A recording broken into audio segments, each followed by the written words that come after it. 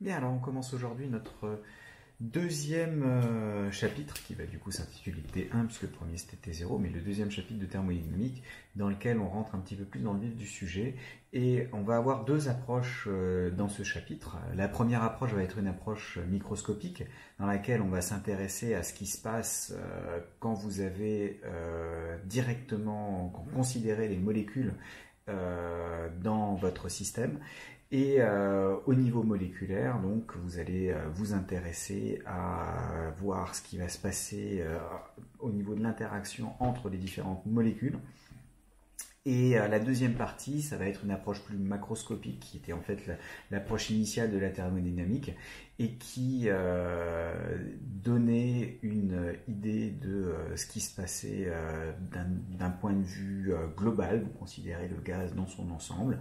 Et indépendamment de quoi il est constitué, vous avez des lois globales qu'on va démontrer, donc notamment le PV égale nRT avec l'approche microscopique, mais qu'on pouvait simplement utiliser de manière phénoménologique et voir qu'est-ce qu'on pouvait en tirer par la suite. La première chose est de s'intéresser à ce qu'on appelle la théorie cinétique des gaz. Alors, la théorie cinétique des gaz a été développée par Ludwig Boltzmann à la fin du 19e siècle, début du 20e, et elle ne s'est imposée que vraiment au début du 20e, une fois que Boltzmann se fut suicidé parce qu'il n'avait pas obtenu l'accord de ses pairs au niveau de sa théorie atomiste, et donc il était persuadé d'avoir raison, il avait raison, mais personne ne le croyait, et donc ça l'a beaucoup affecté. Donc, cette théorie, à vous, elle vous semble relativement naturelle, tout simplement parce que on vous répète depuis l'école primaire que notre matière est constituée d'atomes, que les atomes sont à une certaine distance les uns des autres, donc c'est principalement du vide avec quelques petites boules qui correspondent à ces atomes à l'intérieur.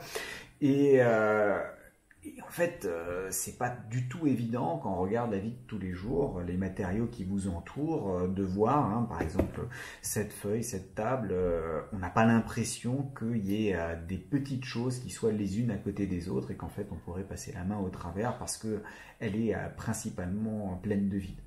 Alors, pour quelle raison on a ça? Tout simplement parce que quand vous considérez une mole de n'importe quelle quantité chimique, cette mole représente 6,022 10 puissance 23 particules. Donc on a 6,022 10 puissance 23 particules par mole. Et 10 puissance 23, c'est absolument énorme. Pour bien se rendre compte du caractère astronomique de ce chiffre, il faut imaginer que dans notre galaxie, donc la Voie lactée, on estime à peu près une centaine de milliards d'étoiles, les étoiles qui la constituent. On estime qu'il y a une centaine de milliards de galaxies dans l'univers, donc j'ai 100 milliards fois 100 milliards, ça fait 10 000 milliards de milliards d'étoiles dans tout l'univers à peu près, et là vous avez un chiffre qui avoisine 10 puissance 24, et 10 puissance 24 c'est 1 million de milliards, donc il y a 100 fois plus d'atomes dans une mole de matière qu'il n'y a d'étoiles dans tout l'univers, donc c'est vraiment un nombre extrêmement important et très grand, donc il est normal qu'on ait eu du mal à se rendre compte que effectivement l'hypothèse atomique était vraisemblablement plus qu'une hypothèse. Bon, alors l'idée étant que si vous prenez un grand cube qui contient votre mole de particules, si vous prenez à l'intérieur de ce grand cube un tout petit cube là, et que vous l'agrandissez, vous le regardez en un peu plus grand, vous avez, même si vous prenez une toute petite fraction de volume, vous pouvez quand même encore avoir des échantillons statistiques très représentatifs de plusieurs milliards de particules, et donc avoir quand même un comportement qui est quasi continu. On appelle ça, donc là on est à l'échelle macroscopique, donc c'est notre échelle, une échelle macroscopique, et là si vous prenez l'échelle dite mésoscopique, qui a une taille, on va dire, de quelques micromètres, hein, là vous prenez quelques micromètres, c'est-à-dire pas grand-chose, il y a encore beaucoup de molécules à l'intérieur. Si vous voulez, pour une mole de particules qui sont dans des conditions standards de volume, de pression et de température, vous avez le volume molaire qui est de l'ordre de, allez, on va dire 24 litres. Donc on occupe une place de 24 litres, ça veut dire 24 10-3 mètres cubes.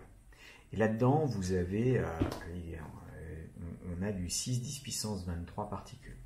Donc si je regarde la densité particulière, on notera n étoiles, le nombre de particules par unité de volume, ça va être le nombre d'Avogadro divisé par le volume molaire, et donc ça me fait du 6 10 puissance 23 divisé par du 24 10 puissance moins 3. Donc ça me fait du 10 puissance 26, 6 divisé par 4, ça fait 10 par 24, ça fait 1 quart. Donc 1 quart de 10 puissance 26 particules par mètre cube. Donc ça fait beaucoup de particules au mètre cube. Si je prends un volume maintenant de 1 micromètre cube, 1 micromètre cube, c'est un truc de 1 micromètre fois 1 micromètre fois 1 micromètre, et donc 10 puissance moins 6 au cube.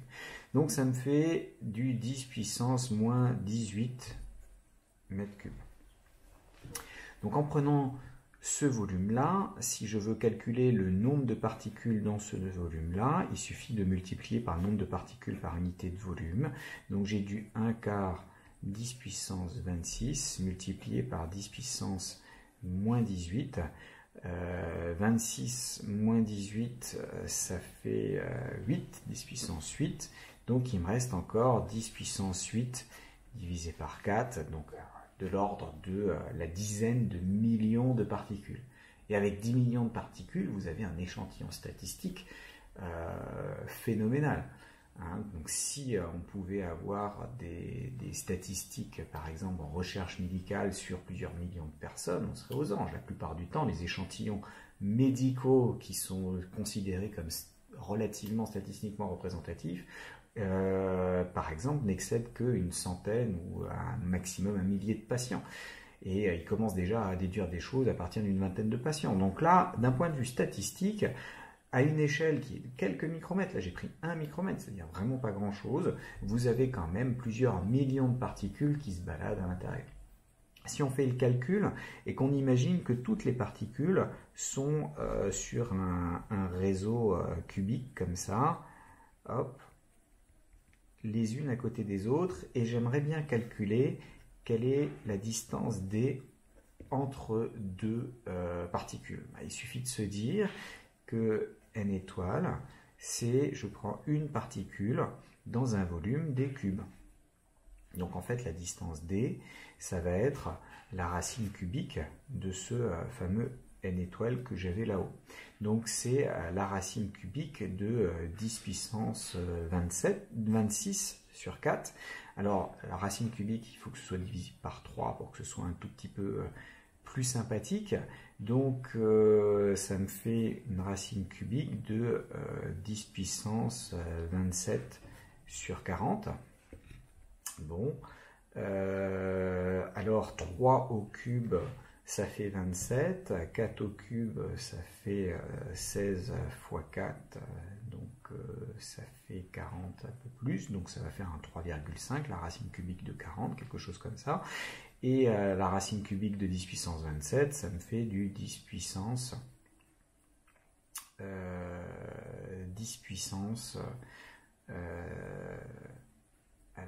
27 divisé par 3, 21, ça fait 7, ça fait 9, 10 puissance 9 sur, allez, divisé, on va dire 3 à peu près. Alors là, je me retrouve avec une distance qui est beaucoup plus grande. Est-ce que vous avez vu quelle est l'erreur que j'ai faite? L'erreur que j'ai faite, tout simplement, en passant mon dé de l'autre côté, en fait, il faut que je divise par n. Donc là, ce que j'ai calculé, c'est d-1. Donc pour avoir d, en fait, c'est 3 divisé par 10 puissance 9. Donc c'est de l'ordre de 3 10-9 mètres. Ça veut dire de l'ordre de 3 nanomètres. Si je mettais toutes les particules et que j'essayais de les espacer le plus possible dans un gaz les uns par rapport à l'autre, à l'effet de distanciation sociale, vous avez qu'il y a une distance de 3 nanomètres en moyenne entre deux particules. Les nanomètres, c'est relativement petit. Donc, notre volume mésoscopique dont on parlait tout à l'heure, l'échelle mésoscopique de quelques micromètres, c'est grand, effectivement bien grand par rapport aux particules. Donc, là, à retenir, si les particules sont les plus espacées, donc si on espace au maximum les particules d'un gaz à température ambiante,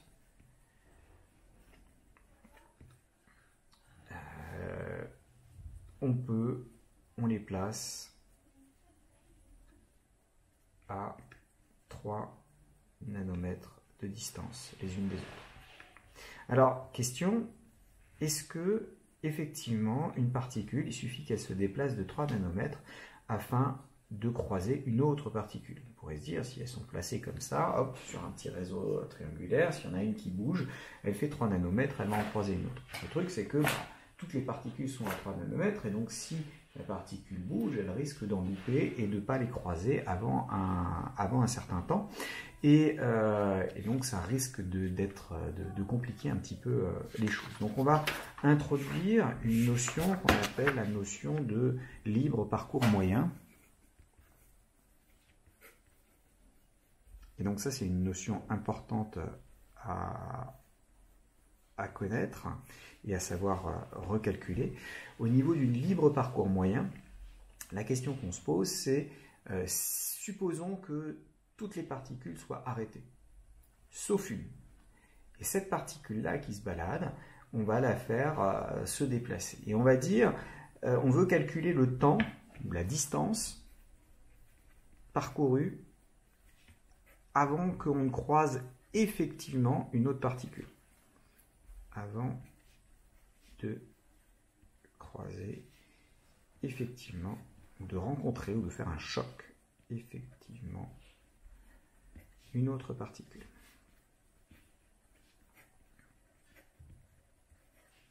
Donc ce libre parcours moyen, on considère notre particule qui est là, et elle se balade par là. À quelles conditions va-t-elle croiser une autre particule? Celle qui est là, par exemple. Est-ce qu'elle va la croiser? Non, puisque elle va... En gros, dès qu'une partie de la particule, de l'autre particule sera là-dedans, à l'intérieur de ce cylindre-là, à ce moment-là, je vais pouvoir considérer qu'il y a choc. Par exemple, si j'ai une particule qui est comme ça, hop, on va prendre un modèle de sphère dure pour nos particules.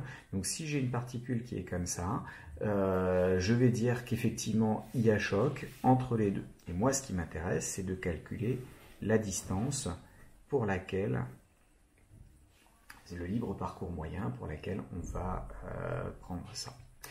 Alors on va appeler D, donc ça change légèrement le terme qui est là. Alors changez plutôt vos notations, on va appeler A la distance entre les différentes particules, ici qu'on avait trouvé, voilà, histoire de garder le D pour le diamètre. Donc quelle va être la condition pour laquelle je vais trouver une autre particule là-dedans? Il suffit qu'il y ait un bout de la particule qui dépasse à l'intérieur de ce cylindre-là, mais le mieux, ça serait d'avoir une information sur le centre, et comme cette particule-là a aussi un diamètre D, il suffit d'avoir encore un rayon supplémentaire, c'est-à-dire il faut que le centre de l'autre particule soit à moins d'un rayon de distance du rayon de la particule qui nous intéresse, et donc finalement qu'il soit à moins d'un diamètre de distance ici. Donc, la particule qui se balade est en train de balayer tout un diamètre, tout un cylindre d'espace, et dans ce cylindre-là, on veut qu'elle ait parcouru ce libre parcours moyen quand elle croise une et une seule autre particule. Donc, il faut que le nombre de particules dans le cylindre balayé par la particule mobile, soit de 1 quand on parcourt la distance qui correspond au libre parcours moyen. Donc ça veut dire quoi? Ça veut dire que le nombre de particules, c'est n étoiles multiplié par le volume. Le volume, c'est un cylindre, donc la base du cylindre, c'est pi r carré avec r, le diamètre des particules. Donc c'est pi d carré. Donc c'est base fois hauteur. La hauteur, c'est Lm. Et moi, ce que je veux, c'est que le nombre de particules à l'intérieur de ce cylindre-là vaille exactement 1. Résultat, j'ai une expression pour ce Lm sous la forme 1 sur n étoiles pi d carré.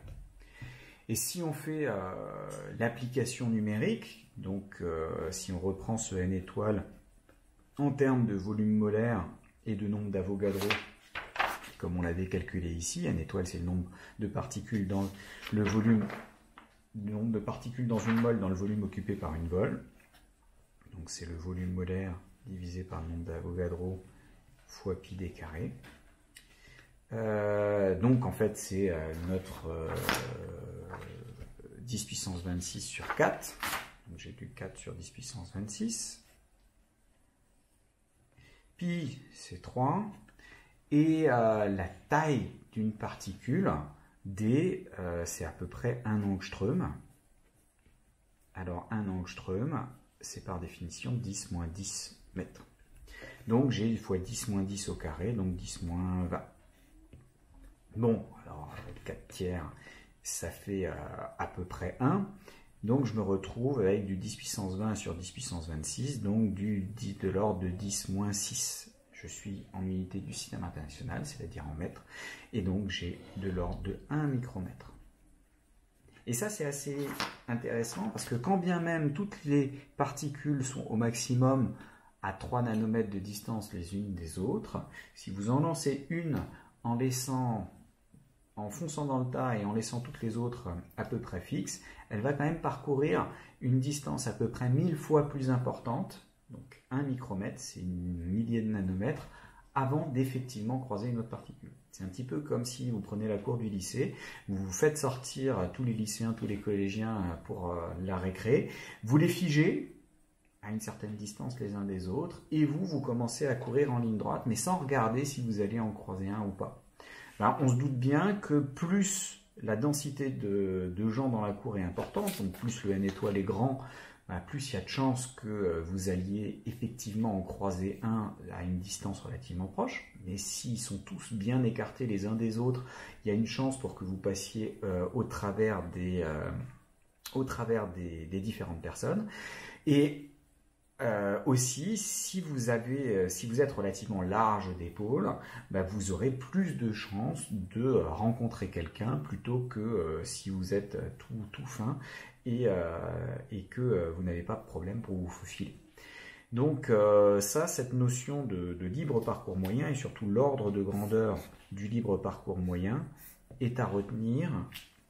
L'esprit de la démonstration aussi, plus que la formule à la limite, c'est pas ça directement, mais au moins l'esprit de la démonstration et puis savoir à quoi est-ce que ça correspond. Donc ça c'est dans un gaz. Donc là, les gaz, vous voyez que les molécules de gaz, elles pourraient être relativement proches les unes des autres, mais avec la place qu'il y a, elles peuvent parcourir une grande distance avant de réussir à se croiser. Si vous prenez un liquide, donc on refait la même chose pour un liquide, bah pour un liquide, vous avez que le n étoile du liquide, c'est à peu près 1000 fois le n étoile du gaz. Puisque vous avez que un liquide, c'est 1000 fois plus dense que l'eau par exemple, c'est 1000 fois plus dense que l'air. Là j'ai 1 tonne au mètre cube, alors là j'ai que 1 kg au mètre cube.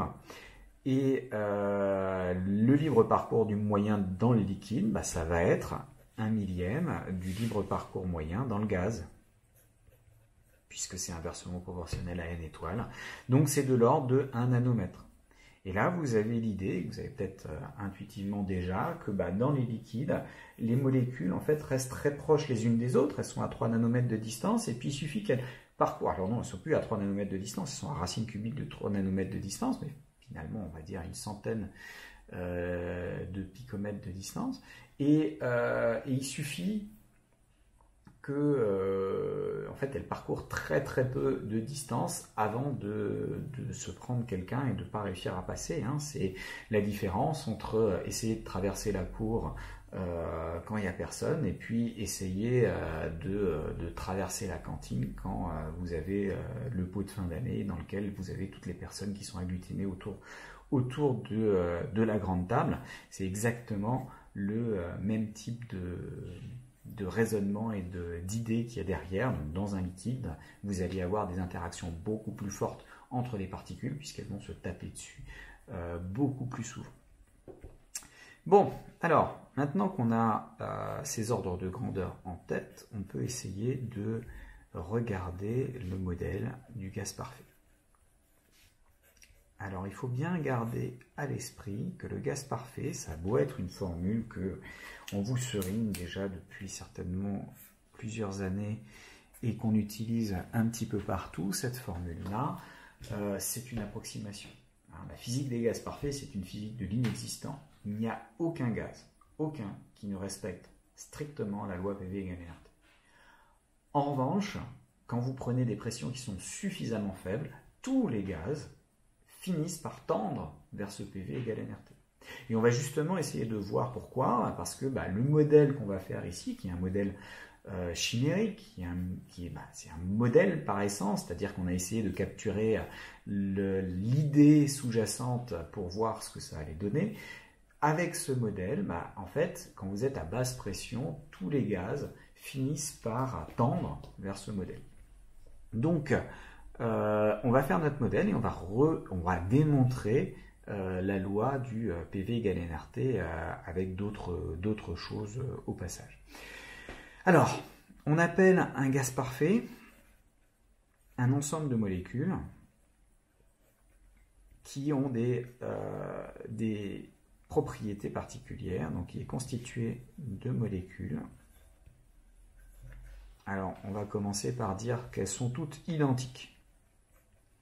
Alors en vrai, on pourra très rapidement montrer qu'en fait, une assemblée de molécules différentes est assimilable à un gaz parfait, va vérifier les mêmes choses à condition de considérer la masse molaire moyenne, par exemple, etc. Mais on va déjà se prendre des molécules identiques, ça va simplifier les choses. Deuxième chose, les molécules sont ponctuelles. Ponctuelles au sens mathématique du terme, c'est-à-dire qu'elles sont vraiment un point, elles n'ont aucune épaisseur, aucune longueur, elles n'ont aucun volume associé. Elles sont ponctuelles et elles sont sans interaction entre elles. Sans interaction entre elles. Alors pour le sens de ponctuel, on va voir qu'on va pouvoir considérer qu'une molécule est ponctuelle à condition que sa taille réelle, l'extension de ces orbitales atomiques remplies par les électrons, est relativement faible devant la distance moyenne qu'il y a entre deux molécules. Et donc ça c'est directement relié au N étoile. Quand vous avez un N étoile qui est plus petit, l'eau ne va pas pouvoir être considérée, l'eau liquide ne va pas pouvoir être considérée comme un gaz parfait, parce que justement c'est un liquide, et que c'est un liquide parce que les molécules sont très très proches les unes des autres. On va plus pouvoir supposer qu'elles sont ponctuelles. Et de même, on va plus pouvoir supposer qu'elles sont sans interaction entre elles, puisqu'elles sont suffisamment proches pour que les interactions à courte distance aient une grande importance.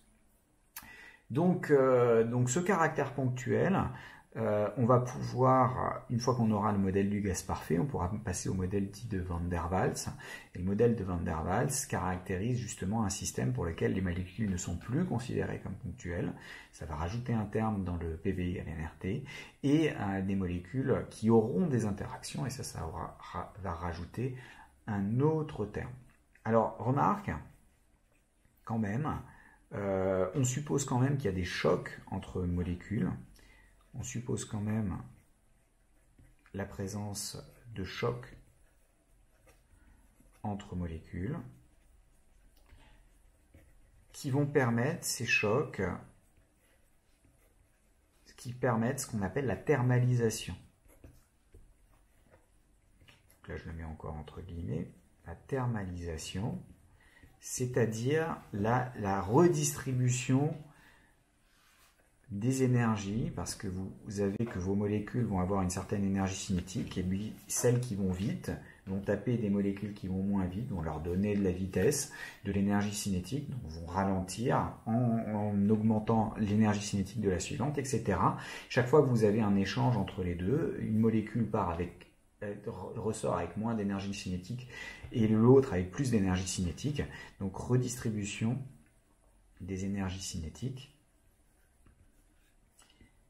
Et selon une distribution qu'on va voir, qui va être la distribution de Maxwell-Boltzmann, et qui vous donne, qui va nous permettre de calculer pas mal de choses et qu'on peut retrouver avec très très peu d'hypothèses.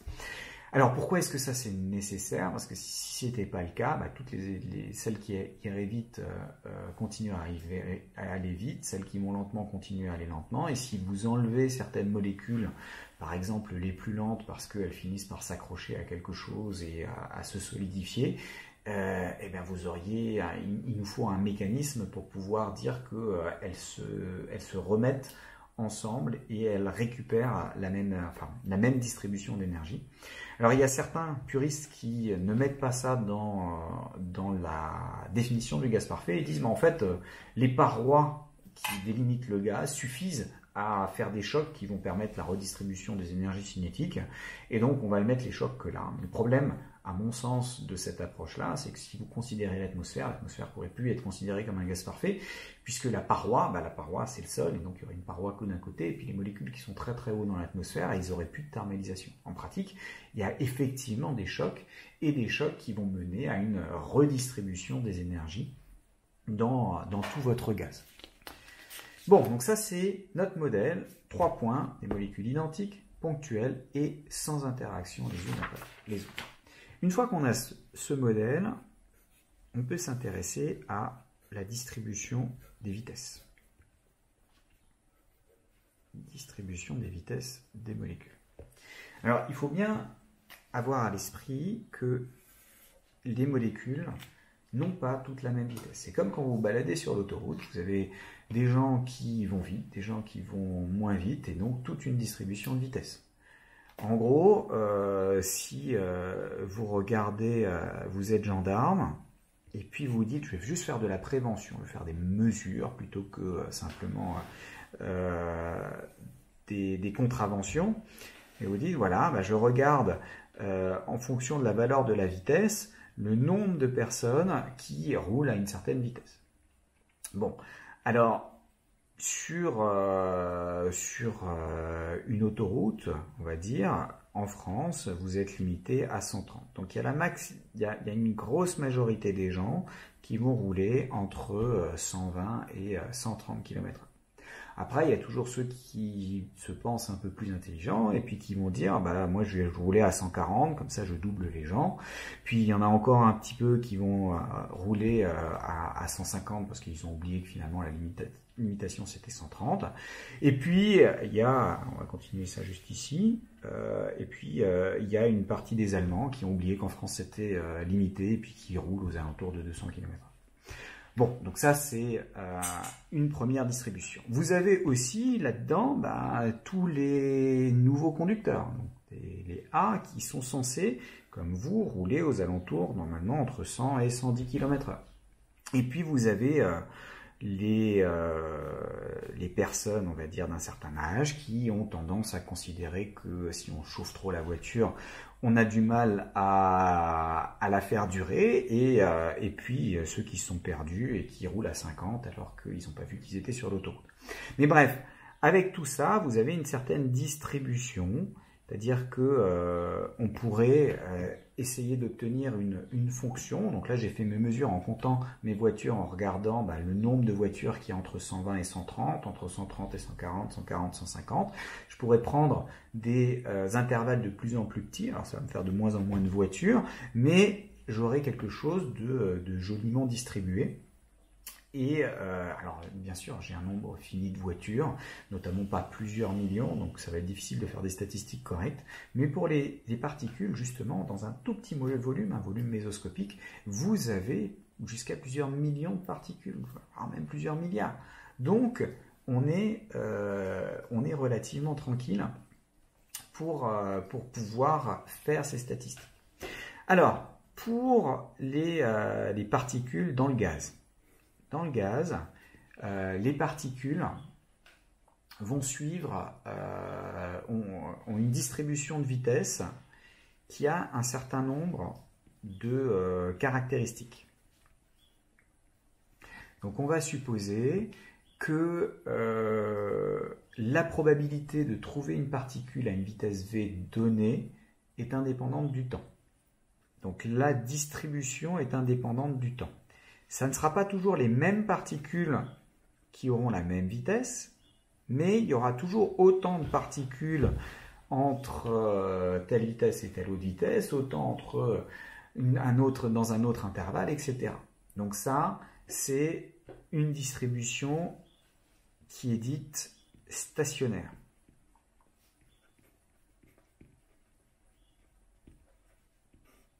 Donc, remarque, les particules ne gardent pas toujours la même vitesse, mais à chaque instant,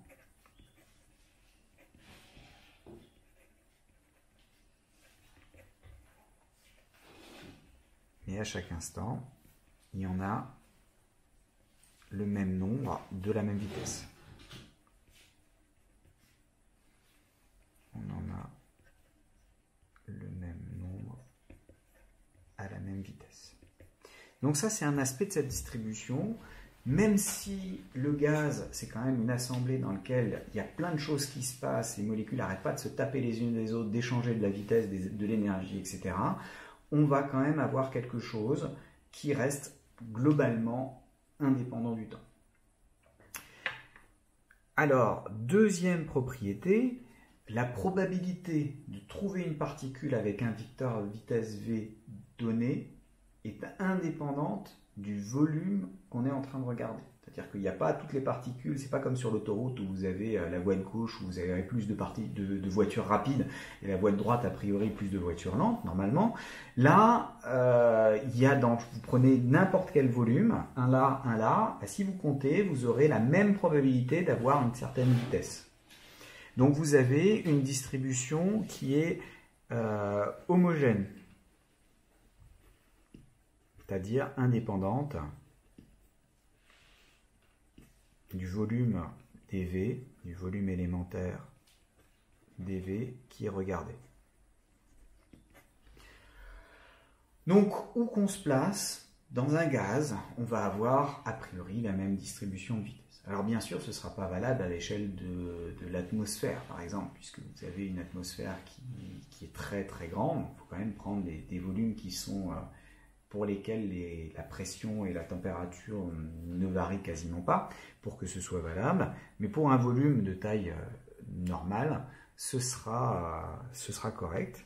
Et dernière chose, votre distribution des vitesses, elle est isotrope. Ça veut dire que toutes les directions sont équiprobables. Il y a autant de probabilité d'avoir une vitesse de telle norme dans cette direction que de telle norme dans cette direction-là. Il n'y a pas un sens de propagation particulier. Donc, toutes les directions du vecteur,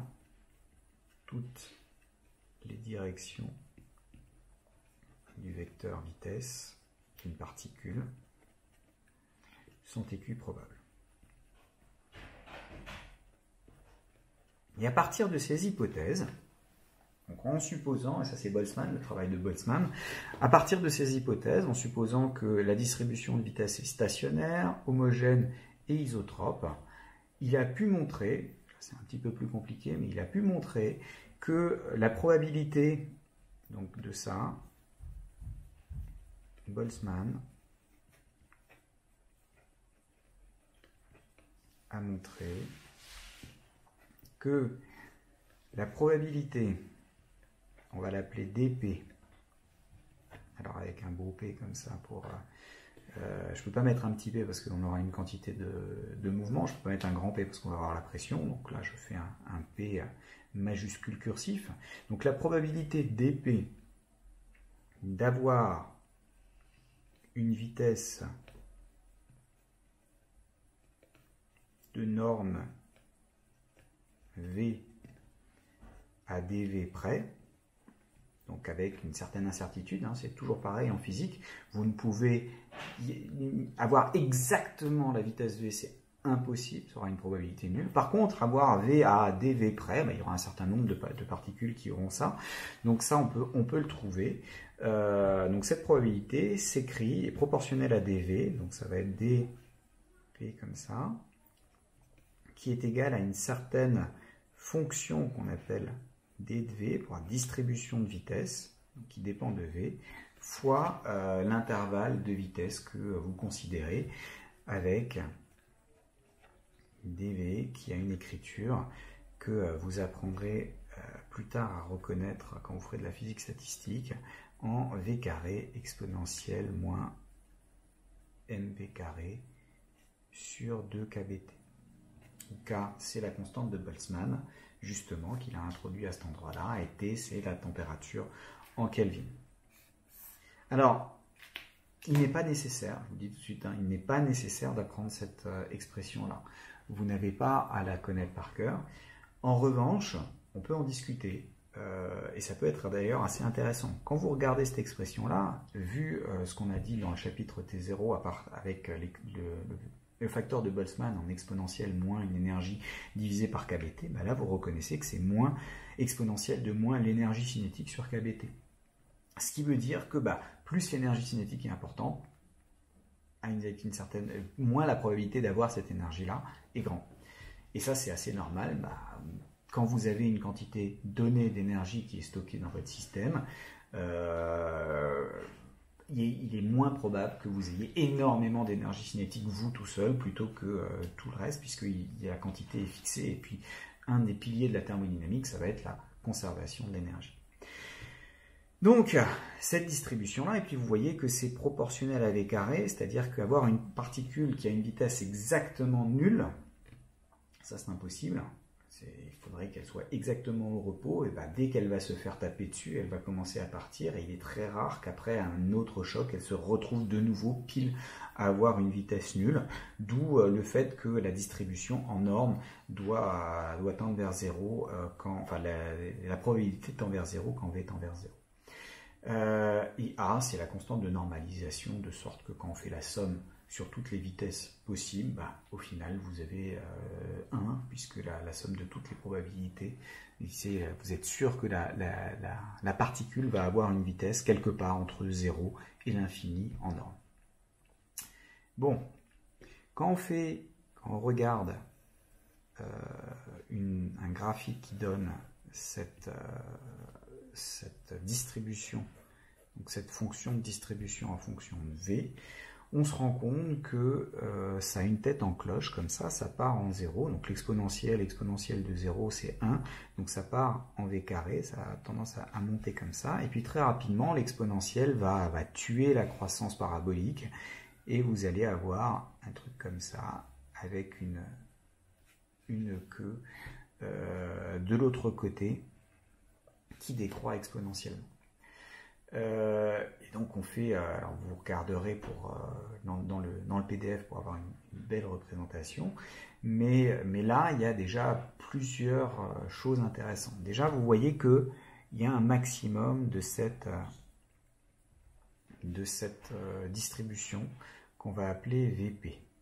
VP, c'est ce qu'on appelle la vitesse la plus probable. Si vous prenez une particule au hasard, la probabilité qu'elle ait cette vitesse-là à dv près, en prenant le même dv pour tout le monde, c'est la plus élevée à cet endroit-là. Parce que l'air, la probabilité c'est l'air sous la courbe, donc l'air sous la courbe va être à dv près, quand vous prenez un petit truc d'épaisseur dv, va être le plus importante à cet endroit-là. Ensuite, vous avez que ici, vous aurez ce qu'on appelle la vitesse moyenne. Quand on calcule la vitesse moyenne, c'est de prendre simplement la probabilité d'avoir une certaine vitesse et de multiplier par la vitesse. Hein, c'est comme quand vous faites votre moyenne, la probabilité d'avoir une note en question, vous la multipliez par la valeur de la note, et puis vous sommez sur toutes les notes possibles, ça vous donne l'expression de votre moyenne.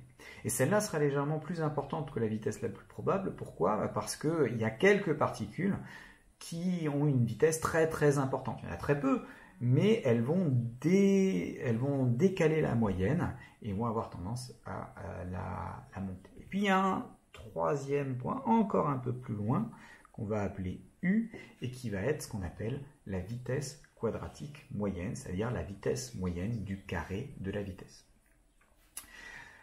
Alors, le détail des calculs n'est pas intéressant, mais pour avoir la vitesse la plus probable, moi ce qui m'intéresse, c'est les expressions. Donc la vitesse la plus probable, on obtient une expression qui s'écrit en 2 cavités sur m.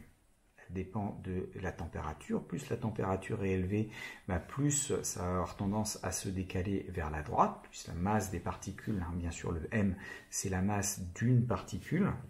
Hein, c'est le fameux mu que j'avais introduit dans le dernier cours. Donc ça, c'est la masse d'une particule. Et ça, c'est la constante de Boltzmann. Alors la constante de Boltzmann, elle est de l'ordre de 10 puissance moins 23. Pourquoi? Parce que Kb, c'est égal à R divisé par le nombre d'Avogadro. Plus exactement, R, ce sera le nombre d'Avogadro fois Kb, on verra ça plus tard. Mais en pratique, moi je connais la constante des gaz parfaits, 8,314 en unité du système international. Et puis la constante d'Avogadro, le 6 10 puissance 22, le 6,022 10 puissance 23, pardon, particules par mol. Donc là, on a la masse d'une particule, et on a la vitesse la plus probable qui s'écrit comme ça. Pour la déterminer, il suffit d'écrire que c'est l'endroit où la dérivée de cette fonction d s'annule. Et quand vous avez la fonction, vous pouvez vous amuser à faire le petit calcul, c'est très rapide, pour obtenir la valeur. La vitesse moyenne, donc ça c'est la vitesse la plus probable. Mais ce n'est pas la vitesse moyenne. C'est-à-dire, en moyenne, nos particules vont avoir des vitesses plus importantes.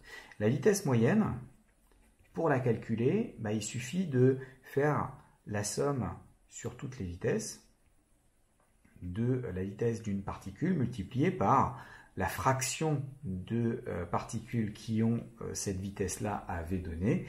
Et en sommant tout le monde, j'obtiens un résultat. Donc là, ça me fait une intégrale en v cube exponentielle de moins v carré, avec des petites constantes qui se baladent. Je vous laisse faire l'exercice mathématique pour l'intégration. Là, ça ne m'intéresse pas du tout. Et on trouve du racine de 8 kBt sur pi m. Alors, à remarquer que cette vitesse est effectivement plus grande, puisque pi, c'est à peu près 3, 2 pi, du coup, ça fait 6, et là, je suis 8, c'est supérieur à 2 pi, donc 8 sur pi, ça va être supérieur à 2. Donc j'ai une expression qui est légèrement plus grande, le pi venant de l'intégrale de la gaussienne, qui apparaît naturellement avec l'exponentielle moins v carré qu'on a à cet endroit-là. Donc ça, c'est la vitesse moyenne d'une particule prise au hasard là-dedans. Mais je vais prendre encore un autre truc qui est la vitesse quadratique moyenne.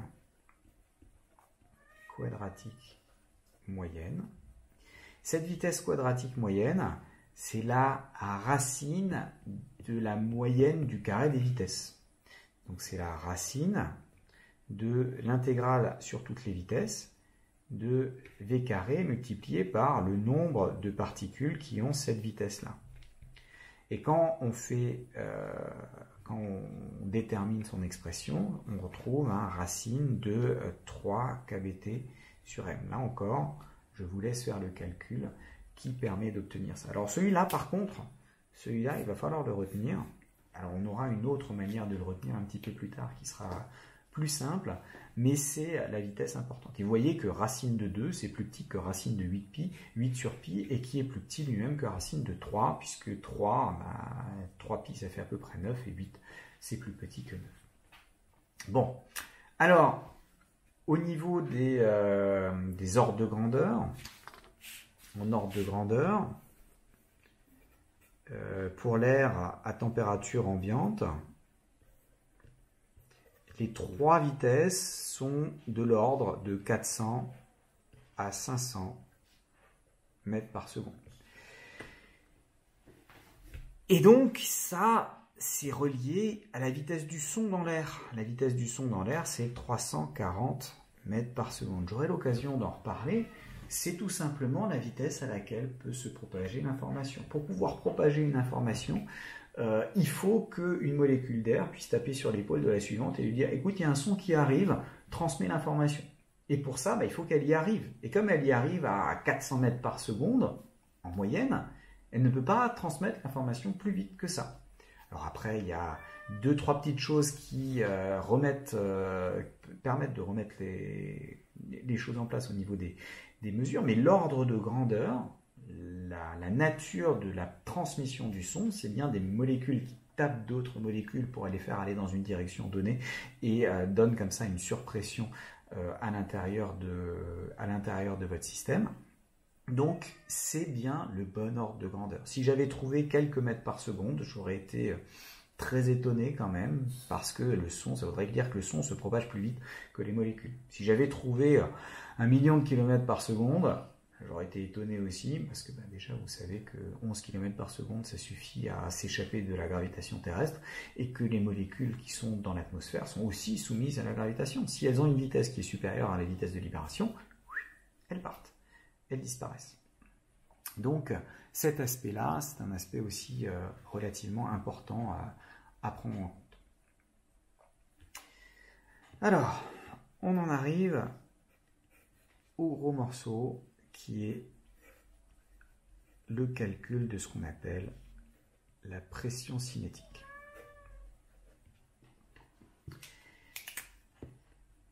Et cette pression cinétique, donc on a fait un petit cours sur la pression pour introduire phénoménologiquement à quoi ça correspondait. Là, on va voir d'où vient cette pression. La pression, c'est tout simplement sur une paroi, les molécules qui vont taper au fur et à mesure sur la paroi et vont avoir tendance à rebondir. Et donc en rebondissant, la paroi exerce une force sur les molécules pour les renvoyer dans l'autre sens. Donc les molécules exercent une force sur la paroi. Et cette force, moyennée sur tous les chocs, ça fait une force moyenne qui va être une force de pression. C'est comme si vous tapiez contre un mur ou contre un sac d'entraînement à la boxe. La personne qui est derrière et qui vous tient le sac, elle ressent la pression des coups. Et donc si vous tapez très très très vite à un rythme effréné, elle aurait l'impression d'avoir une force constante qui est en train de la pousser. Et donc on va faire un modèle très simple, on va même dire simpliste, mais pourtant ce modèle-là vous donne le bon résultat. Alors bien entendu, les physiciens ont d'abord fait le modèle compliqué, le modèle qui est relativement proche de ce qui peut se passer en réalité, à la grand coup d'intégrale, mais ils se sont rendus compte qu'une fois qu'on avait fait ces intégrales, ça marche comme le petit modèle simple, donc autant regarder le petit modèle simple qui va contenir toute la physique finalement de votre phénomène. Et puis, quand vous serez suffisamment versé dans les arts de l'intégration de gaussienne, vous pourrez vous amuser à faire le modèle un petit peu plus compliqué. Donc, on va faire un certain nombre d'hypothèses. On a déjà un gaz qu'on considère un gaz parfait, mais dans notre gaz, on va dire qu'on a 3 hypothèses principales.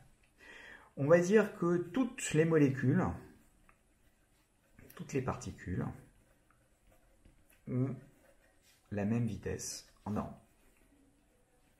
Alors bien sûr, pour que ça marche, il va bien falloir choisir la bonne vitesse, celle qui va donner le bon résultat à la fin. Donc là, c'est une sorte de délit d'initié. C'est parce que des gens ont déjà fait les calculs compliqués qu'on peut se rendre compte que c'est cette vitesse-là qui va marcher. Mais si on accepte ce fait-là, il suffit de prendre la bonne vitesse et vous obtenez le bon résultat. Donc toutes les particules ont la même vitesse en norme.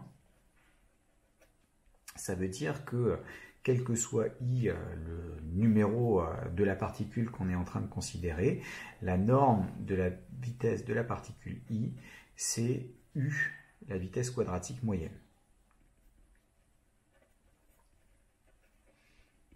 Alors la vitesse quadratique moyenne apparaît naturellement dans les calculs parce qu'il y a beaucoup d'histoires de V carré, un V carré dans l'énergie cinétique, il y a un V carré dans la distribution, donc c'est ce V carré là qui va naturellement faire introduire cette vitesse quadratique moyenne. Deuxième chose, si déjà j'ai des particules qui vont toutes à la même vitesse, déjà ça me simplifie, je n'ai pas à considérer celles qui vont lentement, celles qui vont vite, les chocs qu'il va y avoir entre les deux, si elles vont toutes à la même vitesse, elles se déplacent d'un bloc, donc j'aurai moins de problèmes. Mais ça fait quand même encore, j'ai des molécules qui vont par là, des molécules qui vont par là, dans toutes les directions, donc ça fait encore un petit peu trop haut, donc je vais dire déjà qu'il n'y a que 3 directions d'espace possible. Une direction de propagation possible. En d'autres termes, il faut que ma particule, au départ, elle choisisse est-ce qu'elle veut se déplacer suivant X, suivant Y ou suivant Z. Alors, comme j'ai 3 directions, quand même, il y a un choix en plus, et si elle veut se déplacer suivant X, elle peut aller selon plus X ou moins X. Donc, elle a les 2 possibilités. Donc, ça veut dire, comme il y a 6 sens, donc 6 sens, ça veut dire que votre vitesse, quel que soit le numéro I de la particule, soit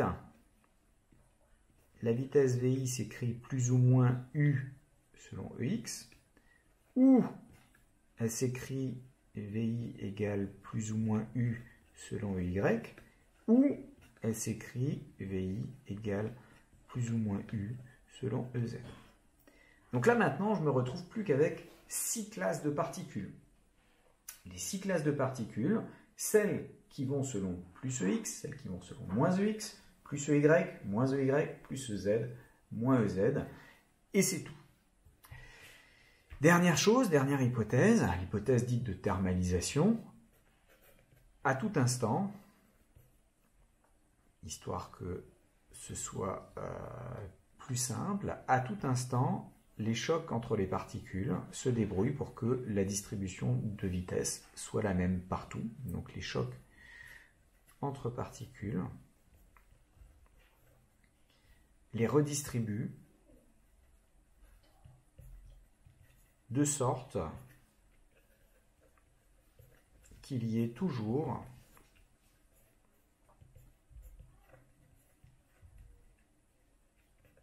n sur 6 particules par type de vitesse.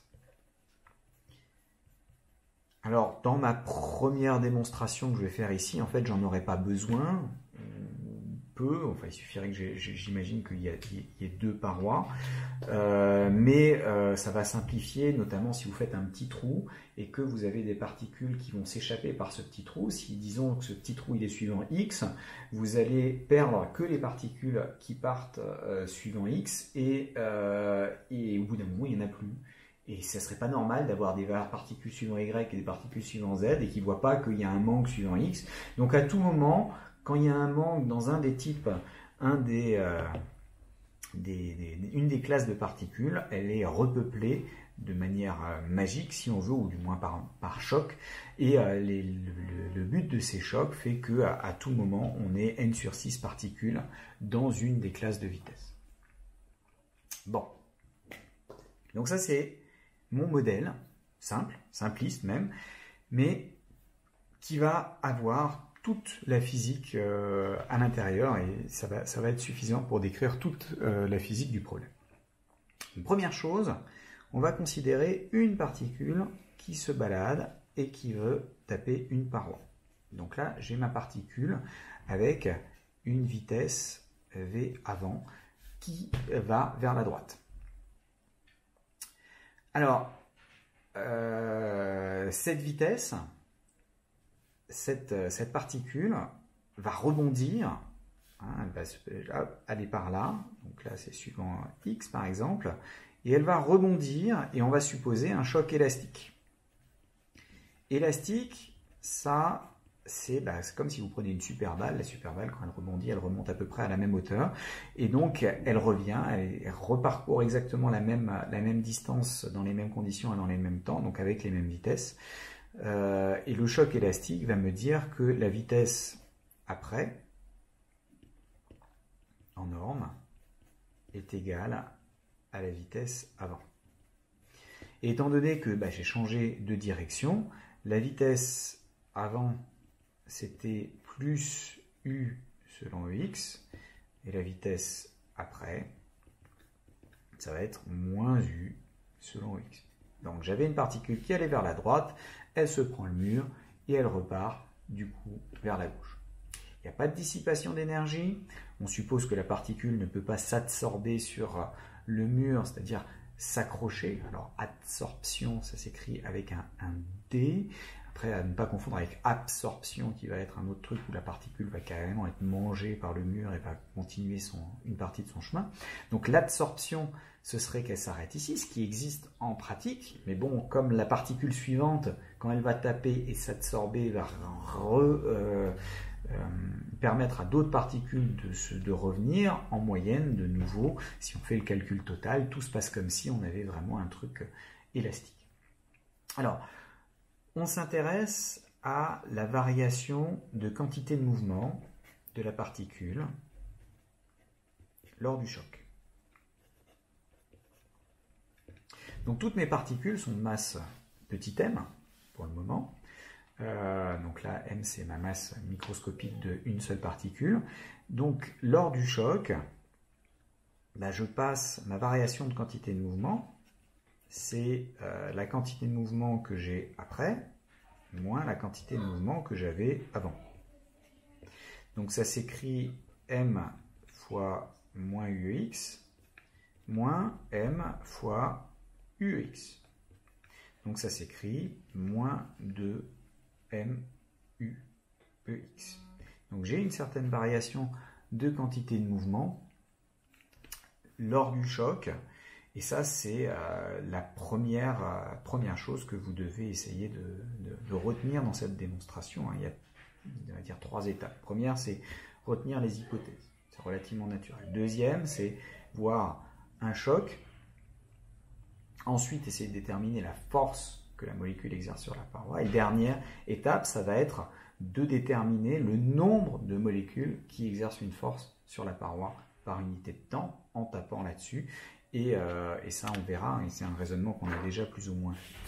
Donc si je m'intéresse maintenant à la force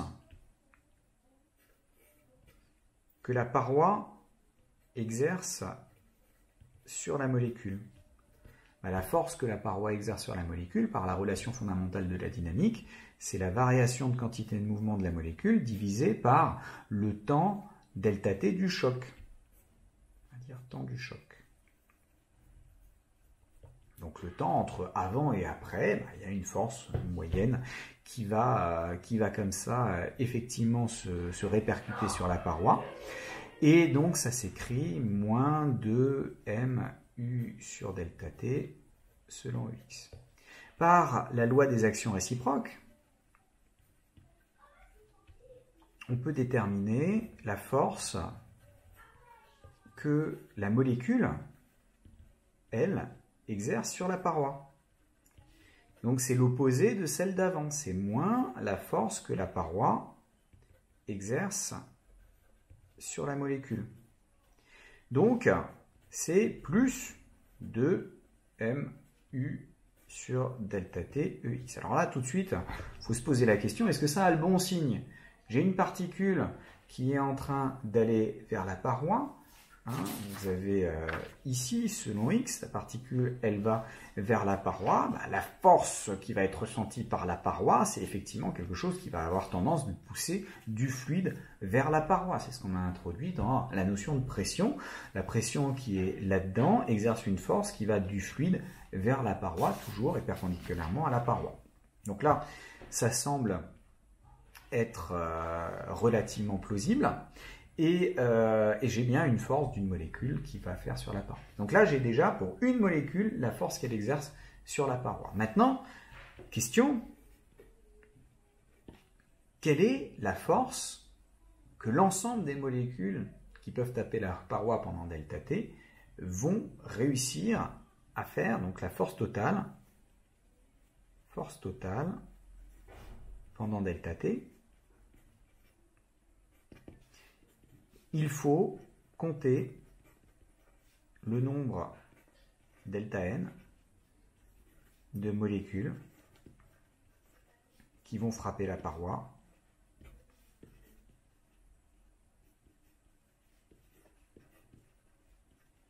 durant delta T.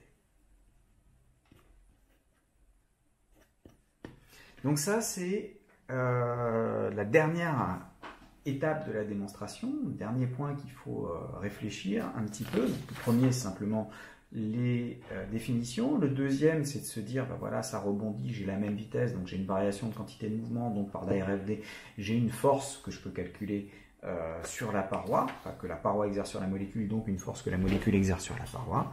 Et dernière étape, quelles sont les molécules qui vont réussir à taper cette paroi? Parmi les molécules, parmi l'ensemble des molécules, ben, celles qui vont arriver sur la paroi pendant delta T sont dans une zone de l'espace relativement contrainte. Alors, si je note S, la surface ici de la paroi sur laquelle je m'intéresse pour calculer la pression, vous vous souvenez que là, je vais calculer une force, et moi, ce qu'il me faut, c'est une pression, c'est-à-dire une force par unité de surface. On peut faire intervenir la surface quelque part. Quelles sont les molécules qui ont une chance de taper la paroi? Ben, les molécules qui, pendant dt, tapent la paroi sont celles qui étaient pas trop loin de la paroi. Et elles peuvent au maximum être à une distance de u dt, puisqu'elles vont à la vitesse u, donc u delta t, ça c'est la distance maximale au-delà de laquelle il n'y a aucune molécule qui peut venir sur ma paroi. J'ai ma surface S, la même qui est ici. Donc toutes les molécules qui tapent la paroi pendant delta t sont forcément delta t avant dans ce volume-là. Mais parmi toutes ces molécules-là, elles ne vont pas toutes taper la paroi. Il faut en plus qu'elles aillent dans la bonne direction. Donc, le delta n, ça va être le nombre de molécules qu'il y a à l'intérieur. Si je considère qu'il y a n étoiles molécules par unité de volume, ben, il faut que je multiplie par le volume de cette zone-là. Et parmi toutes les molécules qui sont là, il y en a certaines qui vont vers le haut, vers le bas, vers la gauche, vers l'avant, vers l'arrière. Donc, il ne faut prendre que 1/6. Donc là, le sixième, seul 1/6 des molécules vont dans le bon sens.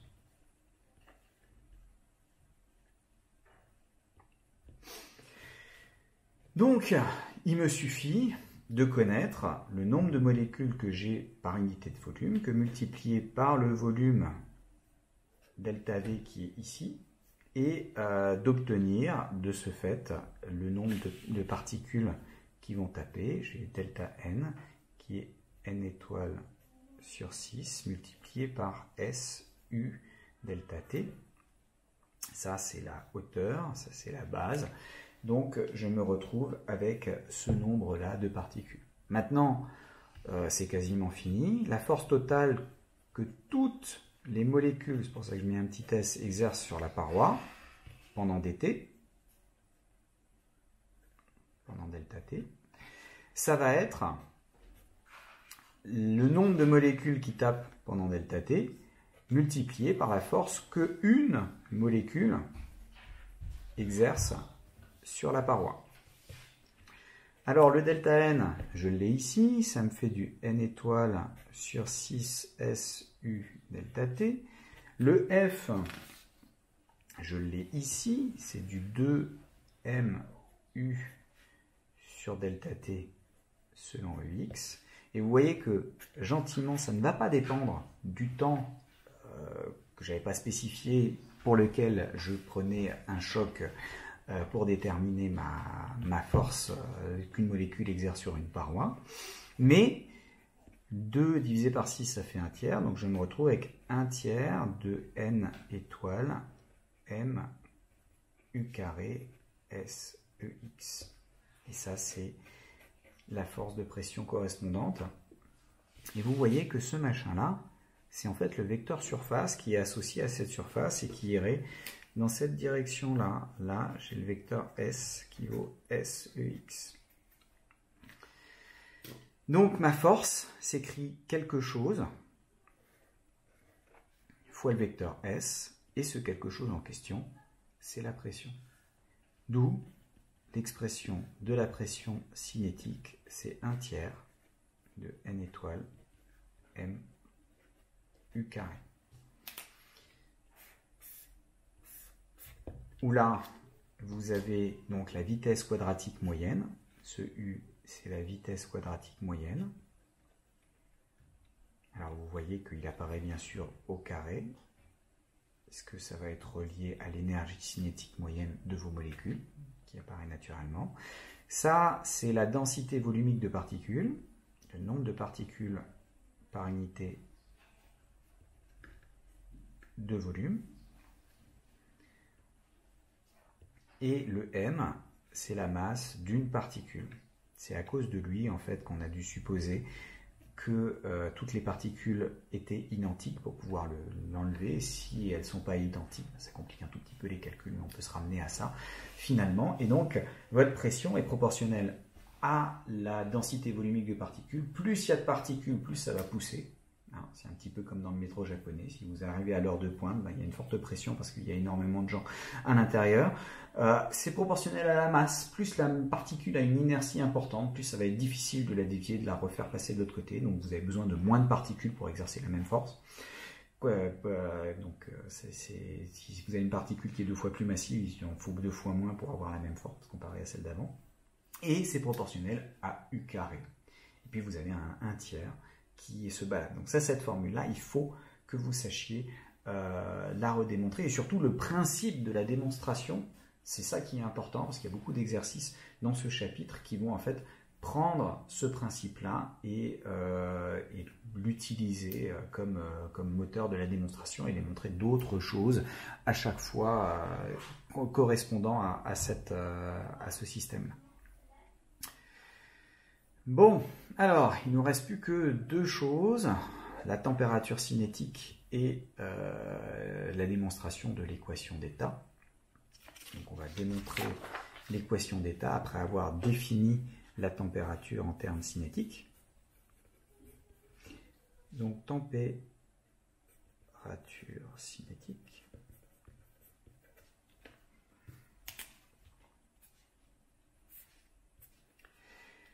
Donc la température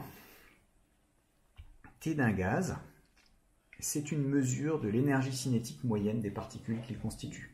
C'est-à-dire que, je vous en ai déjà parlé, la température mesure l'agitation des molécules. Plus les molécules sont agitées, plus elles se déplacent en moyenne vite, plus la température va être élevée. Et c'est donc ça qu'on va prendre comme définition. Donc la température T d'un gaz, et de manière générale de tout matériau physique, est une mesure de l'énergie cinétique moyenne de translation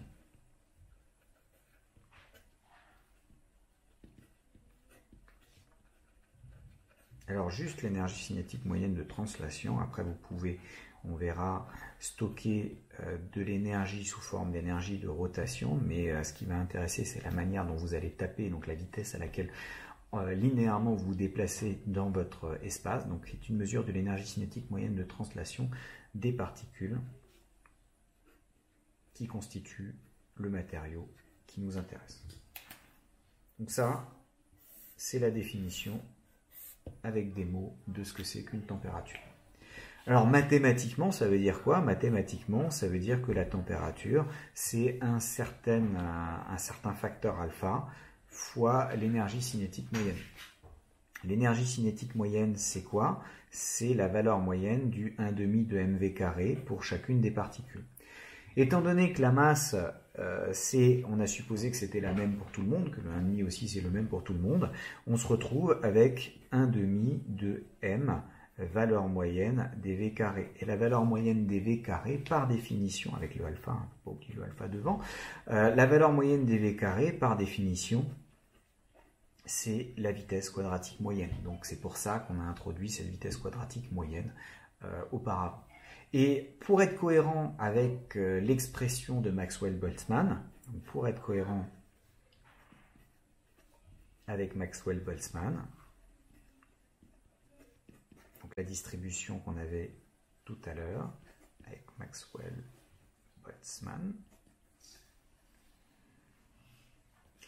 on doit choisir le alpha et tel que vous avez, alors moi je le retiens plutôt sous cette forme-là, 1,5 de mu carré, c'est égal à 3,5 de kVt. En fait, alpha c'est 2 sur 3 kb, mais alors c'est pas super à le retenir sous cette forme-là.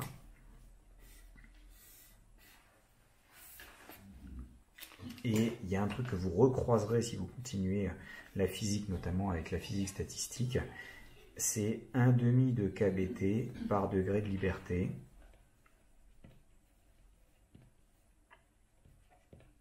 Là, vous avez 3 degrés de liberté, x, y et z, donc 3,5 de kBt pour votre énergie cinétique moyenne. Ce 3 est relié à la dimension de l'espace. On vit dans un espace de dimension 3, donc on aurait un 3,5 de kBt. Si on inventait un espace qui était de dimension n, on aurait n,5 de kBt, par exemple, à cet endroit. Alors, ça, c'est la forme sous laquelle c'est mieux de le retenir. Et vous voyez qu'on peut en extraire très facilement l'expression de U. Et on retrouve le U sous forme de racine de 3 kBt sur m. Les deux se simplifient. Alors, on dirait pourquoi le retenir, parce que 1,5 de mv2, c'est quelque chose que vous connaissez quand même bien. Donc 3,5 de kBt. Donc les deux se simplifient. On retrouve le racine de 3 kBt sur m. Et en se souvenant que Kb fois le nombre d'Avogadro, c'est égal à R, et que la masse d'une particule fois le nombre d'Avogadro, c'est en fait la masse molaire, vous voyez que Kb sur petit m, c'est la même chose que R sur grand M, donc ça s'écrit racine de 3RT sur la masse molaire de votre particule. Donc ça, pas forcément à apprendre par cœur, mais à savoir retrouver de cette expression-là. Donc si on prend pour l'air, on a une masse molaire de 29 grammes par mol, on a une température de l'ordre de 300 Kelvin, puis on a bien sûr R qui vaut 8,314 en ce qu'il faut, on verra plus tard les unités qui correspondent bien pour R. On se rend compte que le U en question est de l'ordre de 500 mètres par seconde et on retrouve la vitesse du son dans l'air. Donc on a effectivement une expression, enfin on retrouve l'ordre en odeur, pardon, de la vitesse du son dans l'air. Bon, et quand vous avez 500 mètres par seconde, c'est déjà pas mal. Si vous vous placez avec du dihydrogène, par exemple, à une masse molaire de 2 grammes par mol, au lieu de diviser par 30, vous divisez par 2, tout de suite ça fait une vitesse quadratique moyenne beaucoup plus importante, de l'ordre de 2 km par seconde. Et je vous rappelle qu'à la surface de la Terre, la vitesse de libération est que de 11 km par seconde. Donc pour le dihydrogène, ça c'est la vitesse quadratique moyenne. Si on regarde de nouveau notre distribution des vitesses, on est là. Si je regarde quelque chose 5 fois plus grand, c'est ici, il y a quand même un nombre non négligeable de molécules de dihydrogène qui ont une vitesse qui est supérieure à la vitesse de libération. Et donc le dihydrogène a tendance à s'évaporer naturellement de l'atmosphère terrestre.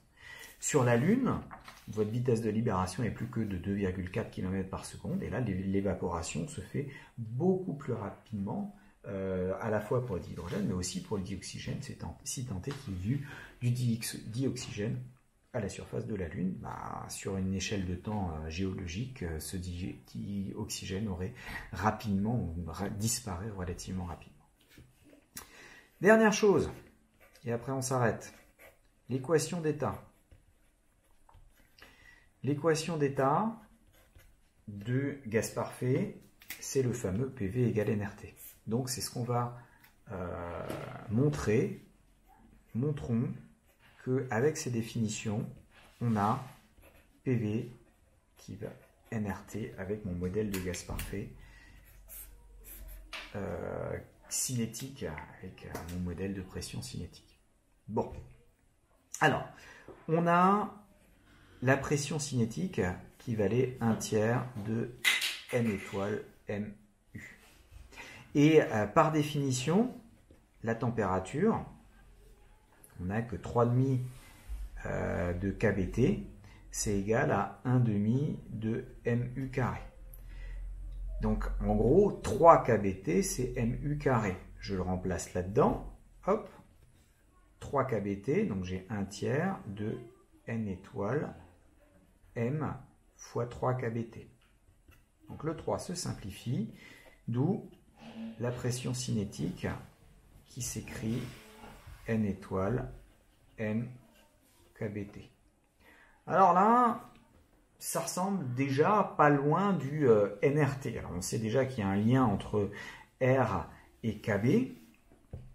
On sait que KB, c'est R divisé par le nombre d'Avogadro. On va essayer de voir un petit peu comment se ramener à ce qui nous intéresse ici. Ouh, j'ai oublié, j'ai quelque chose qui m'embête. Là, je ne voyais plus comment me débarrasser de ce M, parce que le NA va partir avec celui-ci. Et là, ce M m'embêtait. J'imagine que vous avez vu quel était le problème. J'ai remplacé MU carré par 3 kBT, mais j'ai laissé le M. Donc, en fait, il n'y a pas de M ici.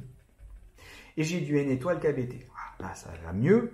N étoile, je vais écrire explicitement ce que c'est. C'est N sur V, le nombre total de molécules que j'ai à disposition. Et donc divisé par le volume dans lequel j'ai ces molécules. N, c'est le nombre de moles, multiplié par le nombre de molécules qu'il y a dans une mole. Voilà. Et ce truc-là, on a dit depuis le début que c'était R. Donc je me retrouve avec P qui vaut nRT sur V. Et ça, bah, c'est bien exactement la forme PV égale nRT dont vous avez l'habitude. Donc on retrouve bien notre équation d'état des gaz parfaits en faisant des suppositions uniquement sur cette hypothèse atomiste. Donc ça, c'était une des plus grandes victoires de l'hypothèse atomiste, c'était de pouvoir retrouver quelque chose que expérimentalement les physiciens avaient déjà trouvé depuis longtemps, que quand la pression était relativement faible, on avait PV égale nRT. Et là, on l'a retrouvé uniquement en supposant qu'il y a des petites boules qui se baladent, qui interagissent très peu entre elles, voire pas du tout, et juste avec les chocs et avec ce principe de thermalisation.